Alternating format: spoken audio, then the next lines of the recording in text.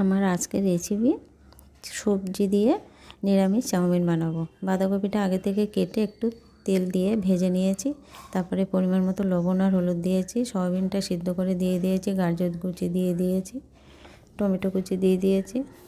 এবারে একটু জিরের গুঁড়ো দিয়ে দেব, কিছু মটরশুঁটি দিয়ে দেব, মরিচের গুঁড়ো দিয়ে দেব, দিয়ে অল্প একটু মিষ্টি দেব। ক্যামেরার বাইরে চলে গেছে মিষ্টি দেওয়াটা, সামান্য, বেশি না, মানে হাফ চামচ বললেই হয়। দিয়ে এবার বেশ নেড়ে চেড়ে মজিয়ে নিয়েছি। সিদ্ধটা হয়ে গেছে, এবার সিদ্ধ করা চাউটা তুলে দিয়েছি। সিদ্ধটা করেছিলাম সাদা তেল আর একটু লবণ দিয়ে। এবার চাউমিনটা দিয়ে সবজির সঙ্গে ভালো করে মিশিয়ে নেব। মিশিয়ে নেওয়া হয়ে গেছে, এবার আমি নামিয়ে নেব। রেডি হয়ে গেছে। এবার পরিবেশন করব।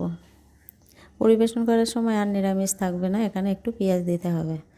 আমি চাউমিনটার প্লেটে তুলে নিয়েছি, কিছুটা পেঁয়াজ কুচি দিয়েছি, কিছুটা লঙ্কা কুচি দিয়েছি, এটা হলো শসা কুচি দিয়ে দেব। দিয়ে এবার একটু ঝুরি ভাজা দিয়ে দেব, দিয়ে টমেটো সস দিয়ে দেব। পরিবেশন প্রায় আমার রেডি হয়ে এসছে। ভালো লাগলে লাইক কমেন্ট শেয়ার করে দেবে। আর এই যে সিদ্ধ ডিমটা দিয়ে দিয়েছি, আর একটা তেলে ভেজে লঙ্কা, শুকনো লঙ্কা দিয়েছি। কেমন হলো কমেন্টে জানাবে কিন্তু।